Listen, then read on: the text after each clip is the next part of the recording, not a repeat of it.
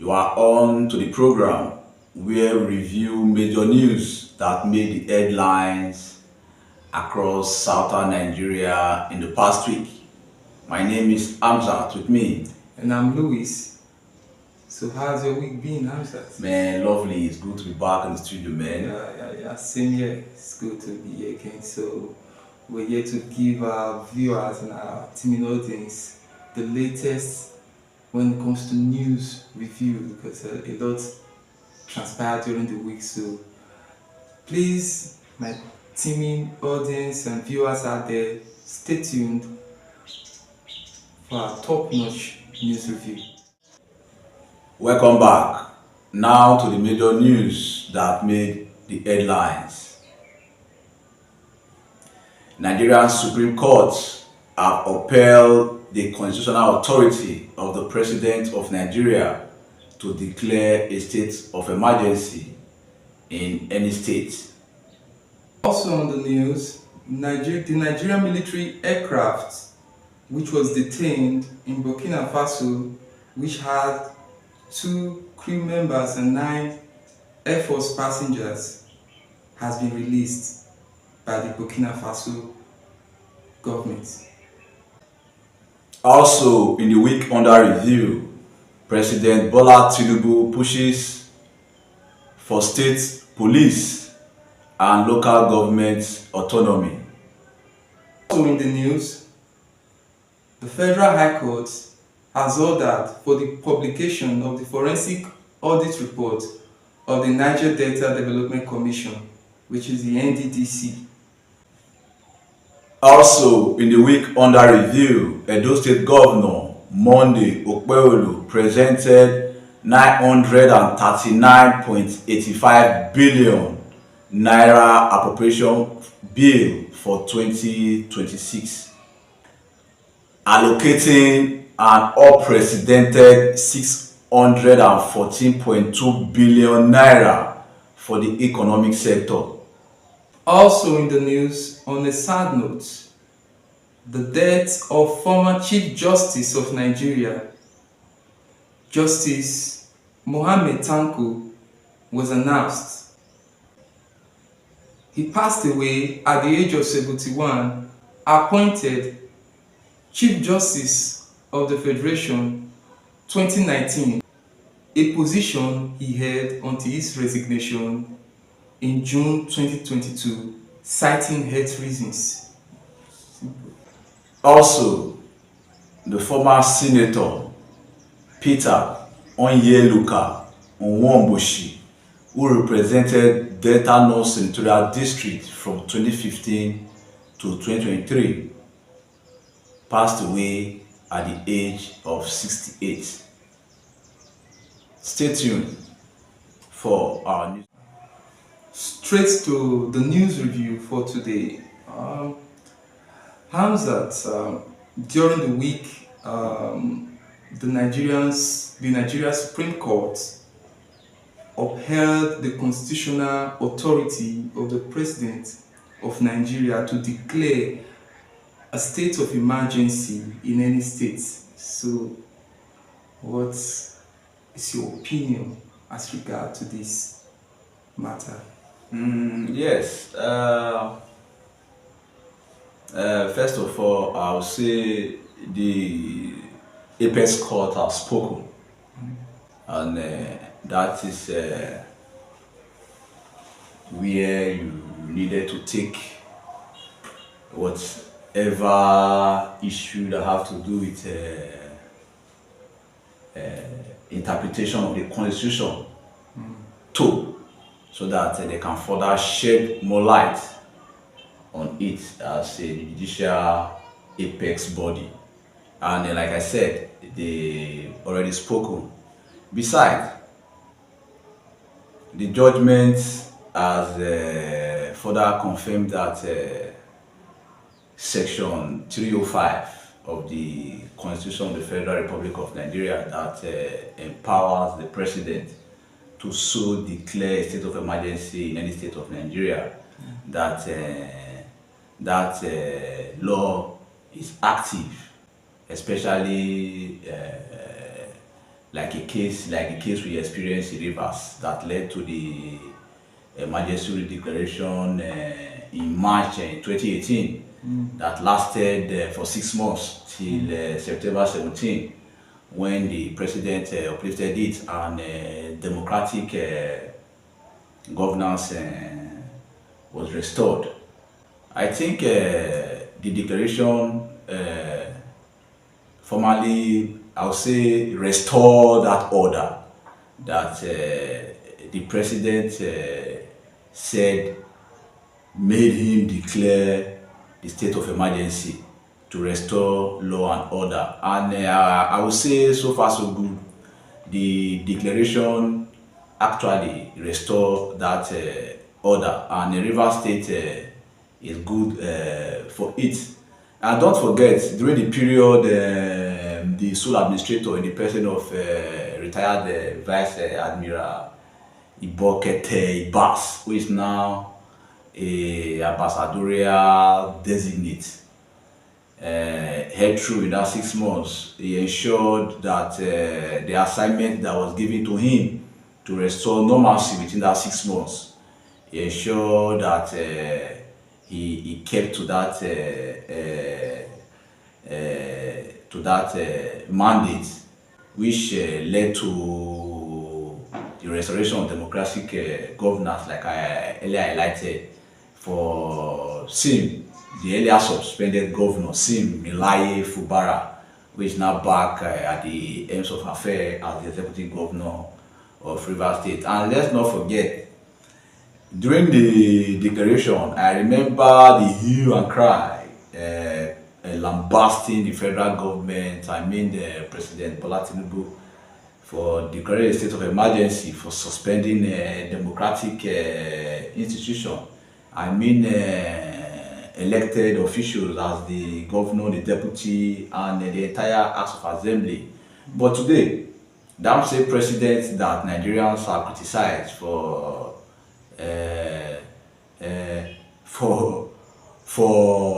resorting to the constitution to restore normalcy to Rivers State, as at then the governor, Simlaye Fubara, has now gone to join him in his party, the All Progressive Congress, the ruling APC.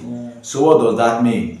It really means that we as citizens, like I earlier highlighted in our last episode, that we should try as much as possible to focus more on governance, because at the end, politics must always play. But that is not saying that the Supreme Court judgment is political. No, I am just trying to say that we should not focus more on the actors, but we should focus more on analyzing their actions in terms of delivering dividends of democracy. Yeah, just like you said, you're not far from the truth. But on the lighter note, when the world state of emergency, I could still remember the first time I ever heard of the world state of emergency was when I was a kid. I could still remember there was a movie that had J.T. Tom West and the likes of Saint Obi, J.T. Tom West of blessed memory, you know. Well, that aside, when we hear state of emergency, this is not the first of its kind. You could look, if you go down memory lane, in the year 1962, where we had our first state of emergency in Nigeria, that's before during the Abubakar Tafawa Balewa era, the Western regional crisis, there was a state of emergency in that area. Now, after 1962, you go back to 1984, we also had state of emergency, which was also declared by the then President Muhammad Buhari. Also, this state of emergency was declared in the Western region as well.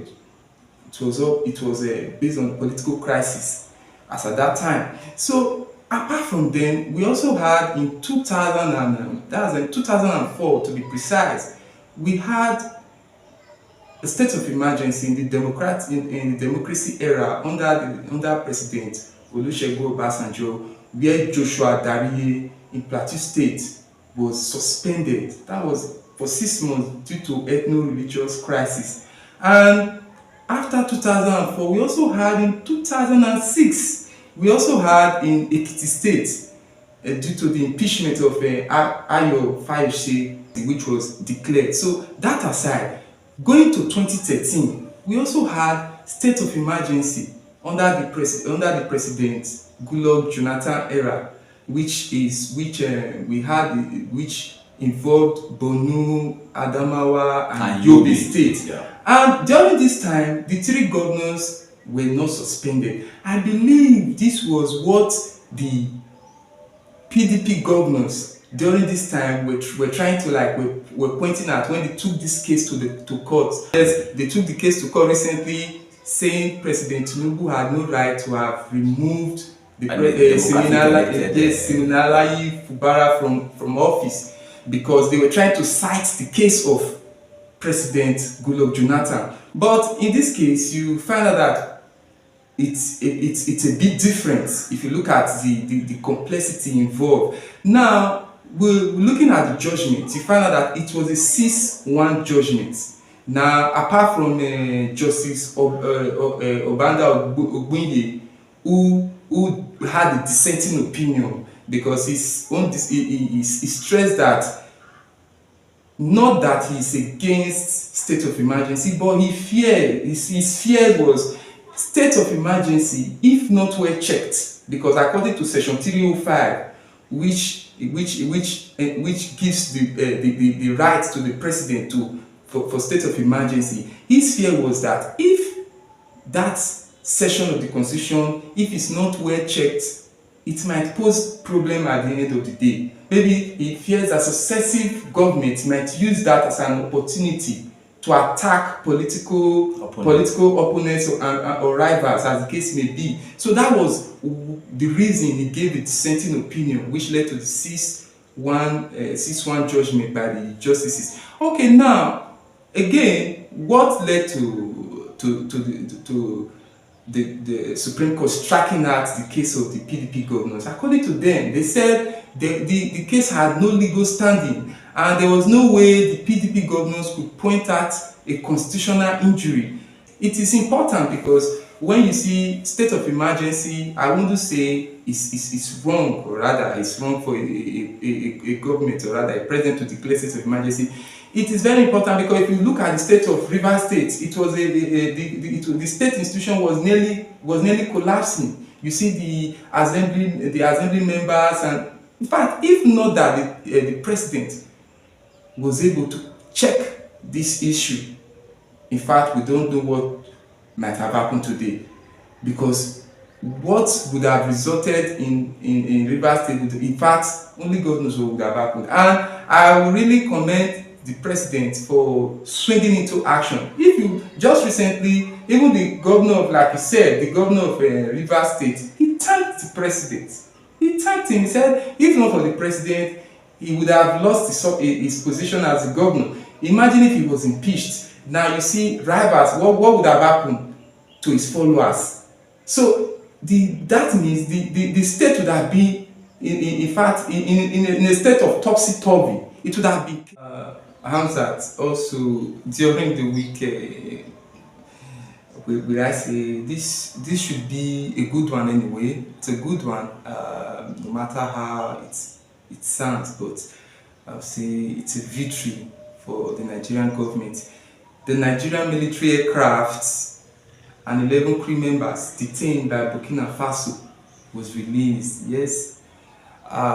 During the week when I heard this news, I was like, wow, this is really a great news for Nigeria and also for international relations, and it shows how diplomacy can reduce tension within states in the international community. Now, when the first time I heard this, I was like, why will this happen in the first place? First thing that came to my mind was, just recently, the Nigeria military, Nigeria government sent troops to fuel a coup in Benin Republic, and which was December 7.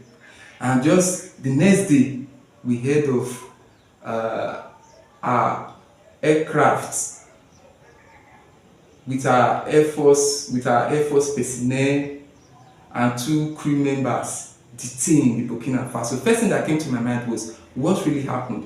But later we heard reports that they were flying to Portugal, that they had some issues during the flight, so they had to stop at Bobo Dialiso in Burkina Faso. But the Burkinabe authorities were not happy with this because they felt their airspace was violated, which according to international law, it's when before anything like that happens, there should be communication. I believe at this point there was a breach in communication, which the Burkinabe authorities did not find funny.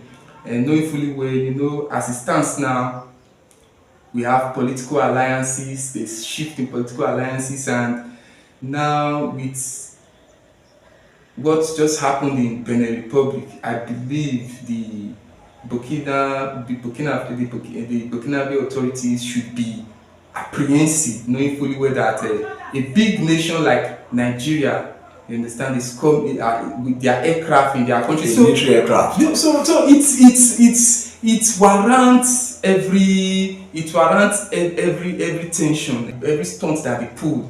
It warrants it because Burkina Faso is a sovereign nation, so they have to. I won't fault them, but the only thing was the foot dragging was the issue. So at least I expected the authorities to have at least listen to the aircraft, the Air Force personnel. At least after entertaining questions from them, they should know. Oh, really, this was a breach. And again, I commend the president for using a Sposeni delegate, which was headed by Yusuf Tuga, to go to Burkina Faso to meet with the Burkinabe authorities to see how they can see how they can resolve the issue amicably. So diplomatically, I would say Nigeria tried to use diplomacy instead of trying to use their military strength, because it's good the government, the federal government, understood that Burkina Faso, irrespective of the size, you understand, if you say militarily, I believe they stand no chance. You understand, militarily they stand no chance. But the president of Nigeria just felt it was necessary to just relate with them diplomatically so the issues can be resolved. So I would say to the Nigerian government, I really commend the government of President Tinubu for trying to be tactical, diplomatically, trying to see how the issues can be resolved. I believe this will also strengthen regional ties. I say I commend the president. Yeah, this issue that does have to do with the release of the 11 Nigerian crew and the military aircraft that was earlier detained in Burkina Faso. Ordinarily, I wouldn't have even commented, but the fact that if you remember in the course of our news review last week, we talked about President Bola Tinubu commending our armed forces for their swift response to foil the attempt coup in our neighbor there, Benin Republic. Because it is that same intervention that spill over to the Bobo Doliso, wherever detention or wherever grounding of our aircraft for more than 10 days by the military junta there in Burkina Faso. However, when we talk about fears of an aircraft, like a military aircraft like that of Nigeria landing in Burkina Faso, talking about Burkina Faso having their own sovereignty, that's fine. Yes, every country have their own sovereignty. They don't just go violating the airspace. But we are talking about violating the airspace today because Burkina Faso has since fall into the hand of dictators Yeah. who does whatever they like, who dwell much on propaganda, considering the fact that if Burkina Faso was under a democratic rule Yeah. and Okay. they are still active with the Economic Community of West African States, the ECOWAS bloc, that relationship Yeah.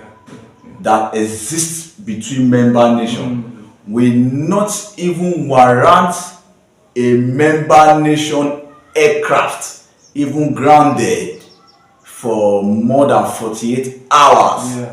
without assisting them to continue their journey to wherever they are going, because in this case the Nigerian aircraft and the crew were heading to Burkina Faso for a routine. We were heading to Portugal for a routine maintenance, where they, on their way, they experienced what they call a technical glitch, where they had to do what they call a precautionary landing. And according to International Civil Aviation Organization, ICAO, you understand, talking about international standard, there are what we call, there are no restrictions to emergency.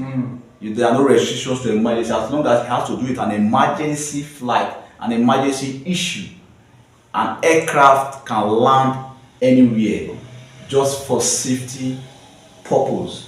But in this case, that is what Nigeria, that is what exactly what Nigeria aircraft did. Like I highlighted, if not for the military government who just wants propaganda, talking about the Ibrahim Traore-led government there in Burkina Faso, who just want the world to hear about them. They just have to make a meal, make a news out of the emergency landing instead of assisting their neighbors, Nigeria. I'm talking about their fellow ECOWAS neighbor, talking about Nigeria, and they would have assisted in putting themselves together to continue whatever journey. Mind you, don't forget, this same aircraft you're talking about, after the release days back, they landed in Accra at their Air Force base.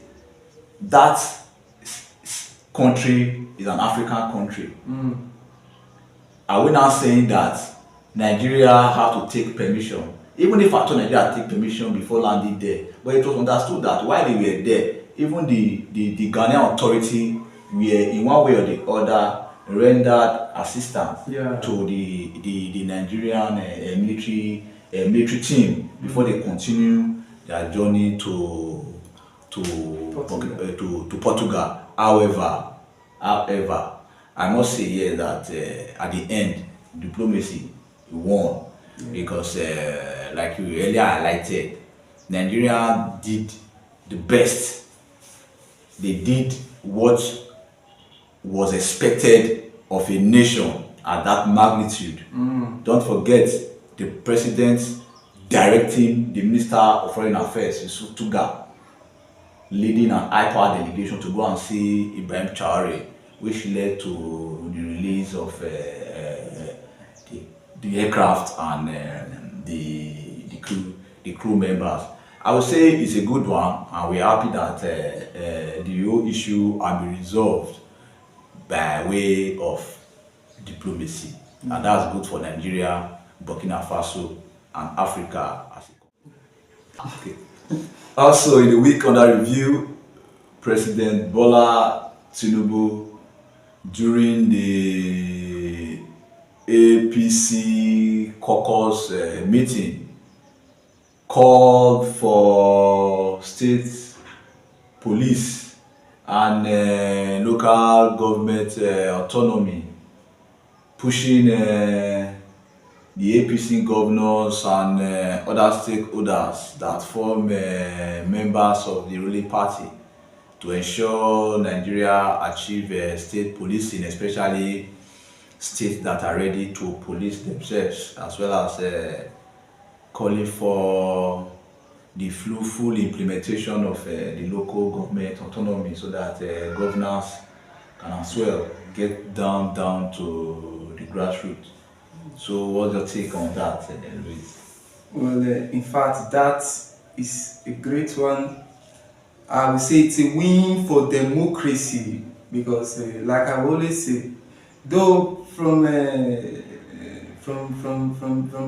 beginning, I wasn't a big fan of President Tinubu, but I must say, at this moment, I am so in love with this move he's making at the moment because you see, for a country like Nigeria to really move forward, there need to be local government autonomy. That I will be stressing more on that before I look at the state police. Now, local government autonomy is very important, and I don't know why some of our state governors are still dragging with this issue of local government autonomy.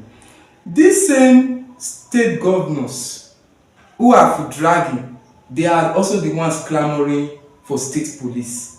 Just like the popular maxim, he who comes to equity must come with clean hands.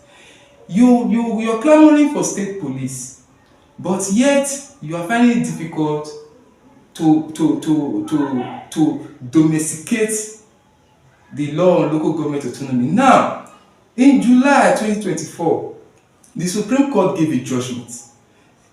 They made it clear that the state governors should ensure that every local government, all funds allocated to local government should be there should be an autonomy, which means the state governors are not supposed to be having a joint account anymore with this local government. This local government, with these funds, they are to administer their locality without intervention from the state government. But what do we still find? We still find state governors foot dragging. I understand that the reason why most of these state governors are foot dragging is simple. Naturally, or I would say an average African man, or I say an average Nigerian man, there's this avaricious tendency and this hunger for power that is embedded in an average Nigerian man. You see, when it comes to political power, I don't understand. Most of these politicians, they just see this political power as it belongs to them and no other person. Now, a country that wants to be free, first of all, you must, especially when we're talking about a democratic setting, we're talking about, we must practice true federalism, not the quasi or the pseudo federalism we are having. Now, the government needs to be closer to the people. And how can this government be closer to the people? Government cannot be closer to the people when the people don't have access to their councillors, don't have access to their local government chairman. Even these local government elections we are having today, state governors, in fact, you see, if any state that has a governor, any governor of the state wants to make sure that all the local government belongs to him. Strong test for power, hunger for power, because they believe once they own all the local government, they own all the resources and all the funds that comes along with it. So now what the President Tinubu is trying to do is to make sure that there's a total balkanization. Now every part should be able to administer its area. Then imagine if a local government has its own funding, independently manages its own business, then the people can hold them accountable. But as it stands now, you can't do that, because you see the local government, they tell you they are still handicapped because they still rely on the state government. So I will want the state governors to please listen to what the president has said. Now, looking at the issue of state police, he has said they are going to make sure the state police is enforced. So they are trying to see how they can come up, strengthen that they and make sure it is carried out, like he said in the caucus meeting. Now, why are so many persons afraid, or rather, why are the government or the federal government maybe probably why have they not allowed the state police in the first place, or why have they been trying? It's because of the actions of the state government, just like the way they are trying to subject the local government to their own control. This is how they want to subject the state police to their own for their own selfish interests. And once this ideology, or rather once these politicians are always having this mindset, it means they don't want the country, or rather their states, to move forward, because this an in fact is a real blockade to development. So the president has said it now. The president has made it clear. Local government autonomy, the Supreme Court has given verdict. So what I will say here now is every citizens of every state, if possible, they should see how they can start. I don't know if they should go on peaceful protests Yeah. to press out their demands. Of course. Yes, if they go out on peaceful protests and start to press out their demands, to see how they can make their state governors accept this ruling by the Supreme Court. Because if this is done, in fact, Nigeria, it will be uhuru for Nigeria democracy. Yes, what you rightly said is okay. I'll say the president pushed for state police, a local government autonomy. I said it's not just a mere call.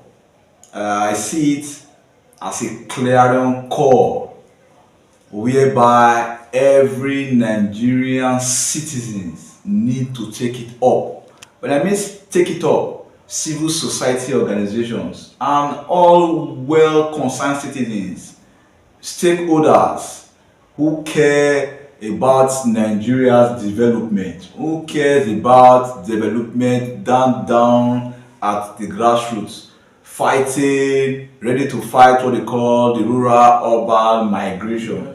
Because in this case, the Supreme Court have already spoken, giving the president or the federal government the power to directly allocate whatever fund that is meant for local government directly to the account of the local government. Has done well for democracy, because that is what Nigerians have been clamoring for from day one. That is why I call it a clarion call. And now the president now coming out to advocate for that right from when he assumed office as the president, taking it up upon himself to ensure that powers is decentralized down from the state, from the federal to the state, down to the local government, by instituting that court case through the Ministry of Justice led by Lateef Fagbemi, SAN. You understand? That led to that let me call that judgment that guaranteed that autonomy. So in this case, we will say that Nigerians, not just the governor, because if Nigerians per se take it up upon themselves to ensure that governors take their hands off local government administration, I think they will take their hands off local government administration, because it's not just by way of peaceful protest. There are ways they can go there, they can go about it. During election, government it should form part of campaign that any governorship candidate, any advisory candidate, any senatorial candidate or House of Rep candidate that is not talking about ensuring a full autonomy for the local government, that person will not be voted for. I think there will be a whole lot of changes. Instead of the president at this time trying to threaten the state governors with executive orders, saying that if they don't, that is, go as far as issuing an executive order to ensure that local government are autonomous. That's the case. But we cannot be talking about an autonomous local government without talking about a state police, because when we have a local government, an effective local government administration, then a state police can easily work. How? Because there can be resources for the same local government to allocate for security purposes for whichever police force, whether it's state or vigilante, that is, let me say, that is in charge of security in their particular area, their particular local government. So therefore, the local government, we have funds not just to administer administer over the local government. They will as well be able to secure their own environment, because as it stands today, the way the state government is complaining that, oh, we don't have powers over security, we don't have powers over security agencies. What do we have to say about that of local government? But in this case, there is independence in all tiers of the various tiers of government. I think everybody will be able to well police whatever area that have been allotted to them to administer. Yes, what's your take on the Federal High Court mandating the NDDC to make public its forensic audit reports as regards to financial dealings? So, Yeah, that judgment, I would say, though it's not recent though, that judgment was given since October. But besides, it's a judgment that every citizen of Nigeria that is from the Niger Delta region to take serious, because for a very long time the region have suffered underdevelopment despite billions, trillions that have been allocated to the region. And again, considering the region being the goose that lays the golden egg. And if you check, the people that are heading the NDDC, managing the NDDC, are people from the region who are in one way or the other contributed to the underdevelopment of their own region. Because it took the former president, former president Muhammadu Buhari in 2019 to call for a forensic audit of the commission from 2001 to 2019, and that report came outside since 2021, and we are in 2025. 4 years after, we are still going to the court to ask the court to compel the commission or whichever committee that came up, that executed the forensic and came up with the forensic audit and came up with the report. We are still calling on them to make the report public. What are they hiding if not shady dealings? Because today we have over 13,000 projects, uncompleted projects, scattered across the region, all because funds that were allocated for this project were diverted, some misappropriated by same members of the NDDC board, because they are the same people that award contracts to their friends, relatives, and other allies that have led today to where we are as regarding development in the region. Because why?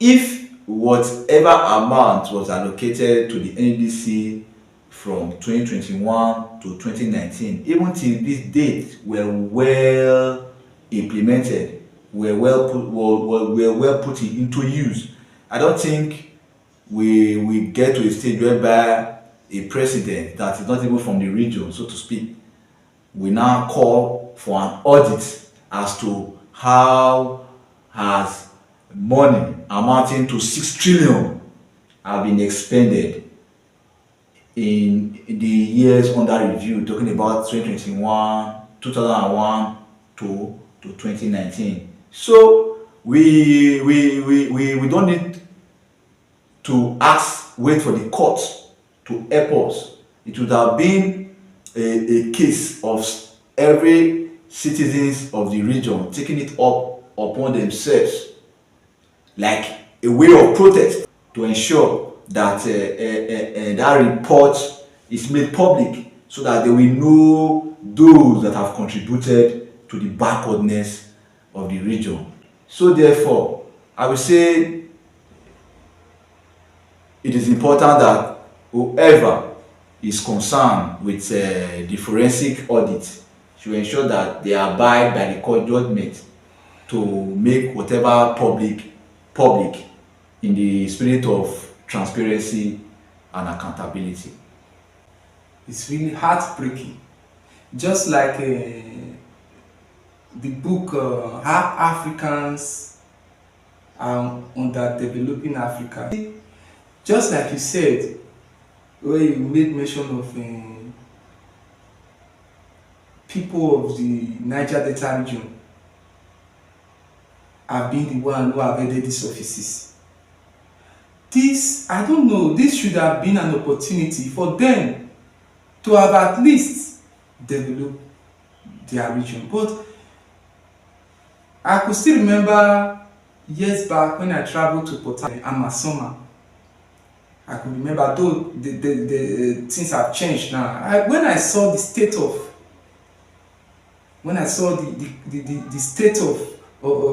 then we had to climb a bridge, a wooden bridge to NDU. I know a lot of things have, a lot of development are taking place.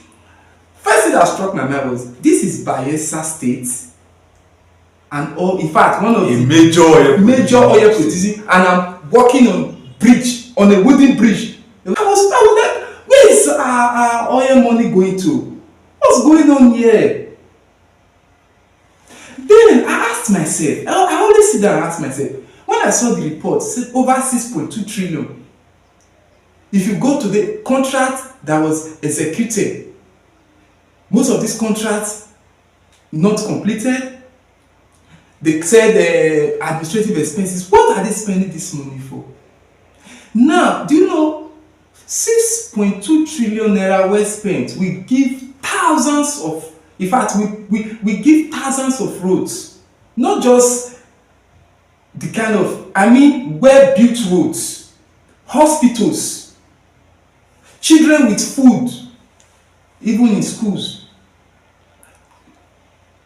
elderlies, our old parents were taken care of, hospitals with good drugs, with good person, with trained personnel and equipment. With an equipment. Oh, you found out that the Niger Delta is one of the poorest region you can ever think of. Backward region. I've been to the north. You go to the north, you see roads. When tired, I spent some time in Kano, Katsina State. Even during my traveling to Kano, the first time I traveled to Kano, when I was passing out, when I got to, immediately I passed Abuja. That was the end of bad road. Everywhere. I asked myself, I said, why are all these roads tired? No pothole. What's going on? Look at, the old roads are tired. Everything is, you see, I was like, why is my region different? Why are these things legal? Now, I will say, the citizens, in fact, the people in fact, we the citizens in this region, I think we are not doing enough to hold in holding our leaders accountable. You see, this NDDC to me is just like a body that was set up to siphon funds. A body that was set up to just siphon funds, no development whatsoever. How many NDDC projects in Benin, Edo State? I think we are part of oil producing area. How many can you point at major NDDC project in Edo State? Give me one NDDC project in Edo State. Even their office, the NDDC office, you don't even see. It's just like nothing is going on there. Go to. I was like, what is really going on now? This audit report in a Senate line, it will be, in fact, the citizens will be on the streets because this money belongs to them, not to these people who siphon these funds. This is public fund. You know, you find out that today a lot of our youths now, they no longer care when it comes to issue of government. They no longer care of academic because everyone now is looking for how to make his own money anyhow he or she likes. Nobody cares how government is, what happens in government. Nobody cares what is going on. If you talk, they tell you, they keep making noise. If you make noise, you go tired. But if we all continue with that narrative, then this country will continue to go down the drain. So at this point in time, I don't know, youths in this region, if we need to have youths who are really dedicated and committed in ensuring that these things works, are not politically motivated groups of youths who just sit back and you see them like they want to stage a protest, they call them to a meeting and they give them envelope. Before you know, protest, you no longer hear of any protest, you no longer hear of any demands. They just come, they make a conference, they talk as if they want to do, they are going for something tangible. But at the end of the day, they are silent once they collect envelopes. No, we cannot continue like that. What about our children? It's not just about us. If we leave, what happens to our children unborn? This atrocities committed by these people, by these few persons, is eating up the future of our generations unborn. 6.2 trillion is a whole lot of money to keep quiet. But how was it spent? This project that has been abandoned, who were giving the contract? Who are these people? Let's know these people. If there's any way they can return back these funds to the government treasury, let them return it. I said the other part of the judgment that switched my mind have to do with buying the federal government from appointing a sole administrator for the commission or an interim management board.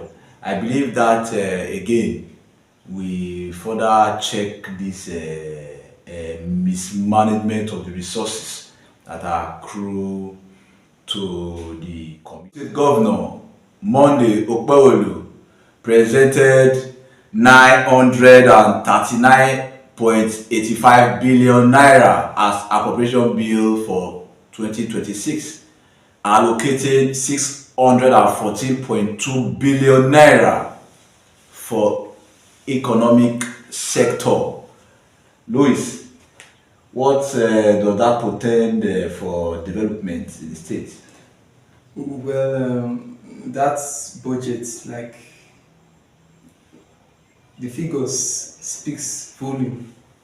This is the highest in the history of a budgetary allocation in those states.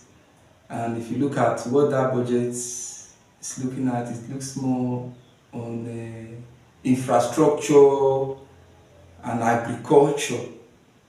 Now, it's a very good one. It's a very good one because the bulk of the budget, which is 614.2 billion,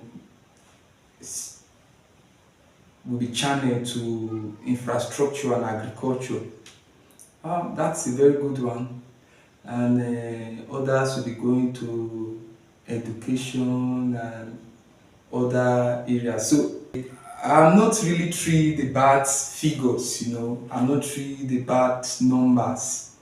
What I'm really concerned about is the effects the effect of this budget on the common man. Will this budget provide food on the table of the common man? Will it provide jobs? Will it provide better lives for the citizens, build good roads, good schools? That is what I'm concerned about. If it doesn't provide all of that, it's to me it's of no effect. So I would say this budget should, if well implemented, it will really go a lot. It will really go a lot. It will really do a lot. It will go a long way to better the lives of the ordinary citizens. So, well, I really want to see how small scale farmers are going to benefit from this whole agriculture plan, because now when you talk about investing in agriculture, so how is it going to meet with the small scale farm? Because if you look at, despite the states today, we have our rural areas. There you have the agrarian communities. A lot of persons, or rather these people, they are into agriculture. So how is it going to channel this this budget, or how is this budget on agriculture, how is it going to reach these people in these areas? And mind you, we have so many of these communities, these rural communities or agrarian communities, we have bad road network. Now, the development, or rather the infrastructure, is it going to be spread evenly like the three senatorial districts? Is the infrastructure going to reach the three senatorial districts, or is it just concentrating on Benin City? So that's another question to ask. So now, also when it comes to development, he has talked a lot of he has looked at how he's going to transform the state, how the budget is going to bring hope to the common man. It's going to transform the state and all of that, providing infrastructure. So I would like this infrastructure to go to the rural areas as well. So there should be a change in the stance. So this is a whole lot of money we are talking about here. So the rural areas should feel it too. So this will help to discourage rural urban migration. The way it is going now, I see that urban rural migration is even what some persons are even gearing towards now, because we look at where the country is going now, or rather where the society is going now. The agrarian agrarian life is now holding sway. So a lot of persons are thinking of going to farming. So I believe if the rural areas are developed, a lot of people in the urban areas can move to these rural areas and start up farming.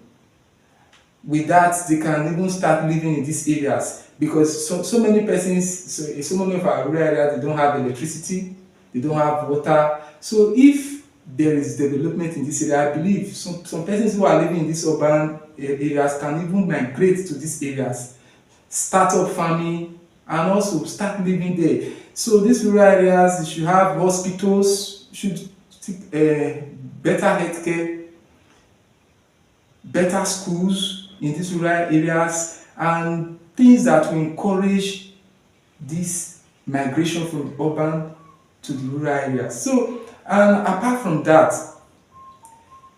we can't be talking about development without security. So another area I would have really loved him to shed light on, I would have really loved the governor to look at, is this area of security. Now, talking of investing so much in agriculture and infrastructure? Of what use? I'm not trying to be a pessimist here. I'm just trying to be realistic. It's good he's coming up with this. I really commend him. Like I said, I gave my reasons why I'm not carried away with the figures. Now, talking about spending so much on infrastructure and spending so much on agriculture, if the state is not peaceful, what that portends is we are not going to have investors coming into the states. We are not going to have people coming into the states to do business. So first of all, he needs to see how he can make the state accommodating for visitors. Enabling, should create an enabling environment for investors for investment to thrive.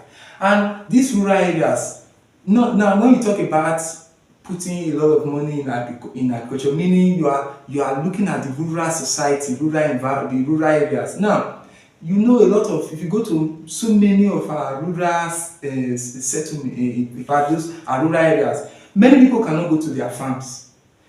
One of the reasons why there's food insecurity, why we are not having enough foods, why the food prices are on the increase, is because a lot of people cannot go to their farm. Now that means a lot of people who would have traveled to this area to invest in agriculture, they left because the area is not safe. So if he's talking of agriculture, it means that our rural areas must be safe for people to carry out farming. So that is the area I would really like him to point out, to stress on.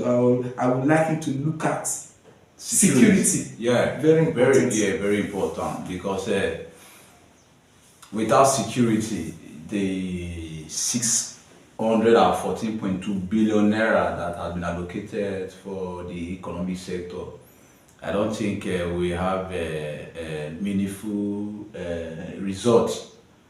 That's the case.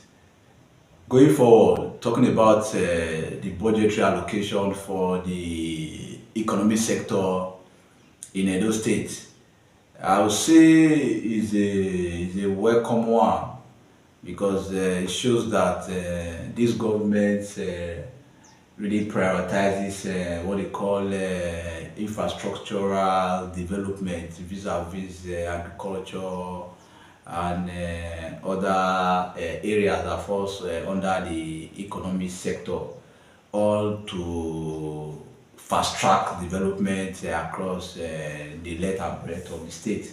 And that money we go as far as covering some major rural roads, especially in predominantly agrarian communities, so that we can as well discourage rural urban migration, and even encourage urban rural migration, like you earlier highlighted.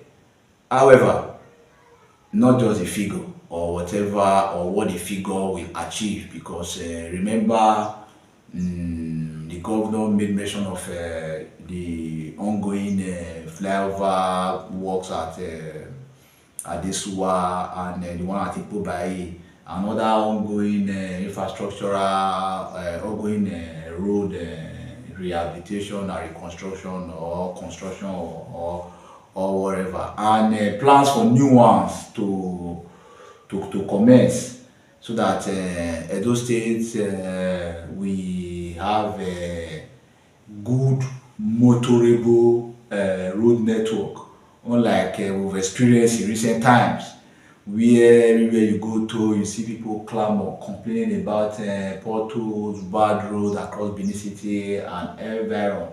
So I believe that this budget will cover for that. We'll see that maybe in the next 2 years, Edo State will not be a state known for bad road, especially when it rains.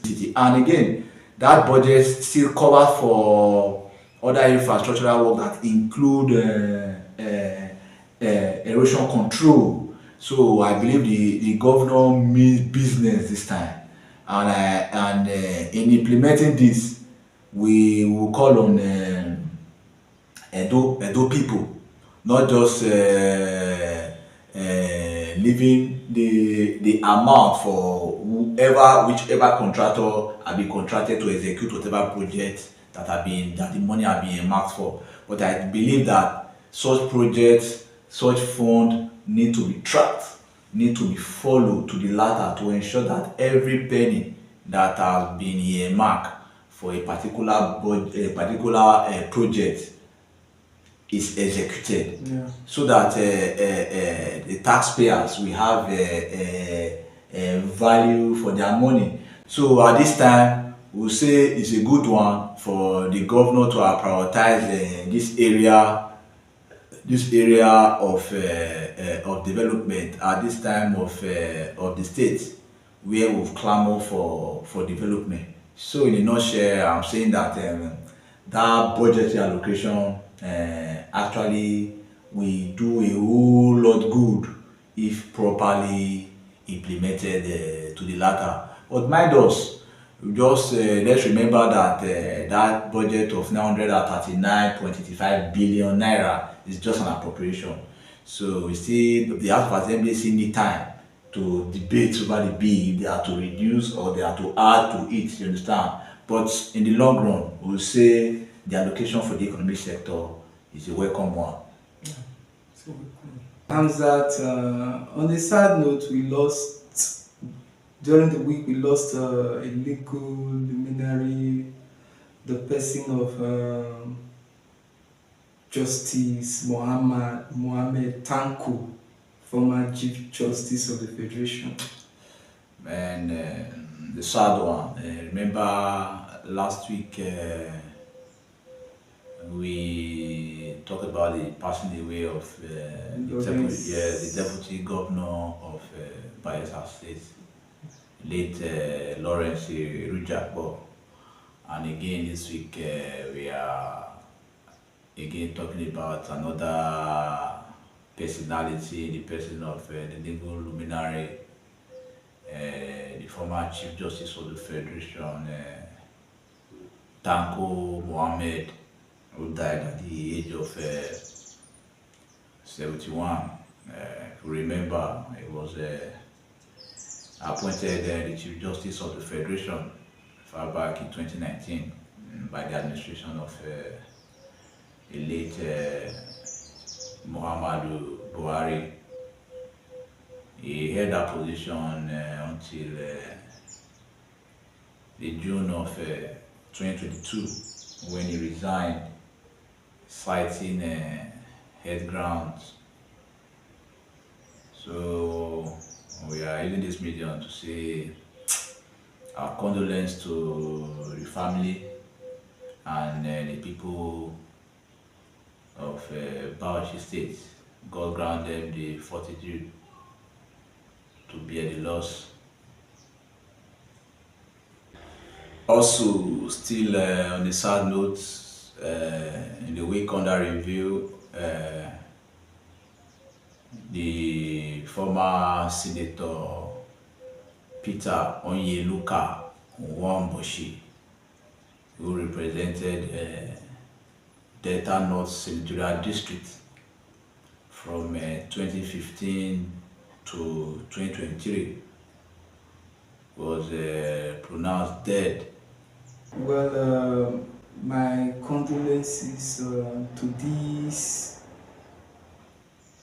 men, to these patriots, the legal luminary Justice Ibrahim Tanko Mohammed, and also to Senator Peter Onyeluka Nwamboshi. My condolences to the family and to everyone out there who happens to be very close to these personalities. I say, at this point, I pray God gives you the fortitude to bear this irreparable loss. It's a big one for you at this point, and also to the nation Nigeria. Okay, That is all we can take on this week recap on the major news that made the headlines across southern Nigeria in the past week. Don't forget to follow us on our social media channels as displayed on your screen. Till then, bye Bye for for now. now.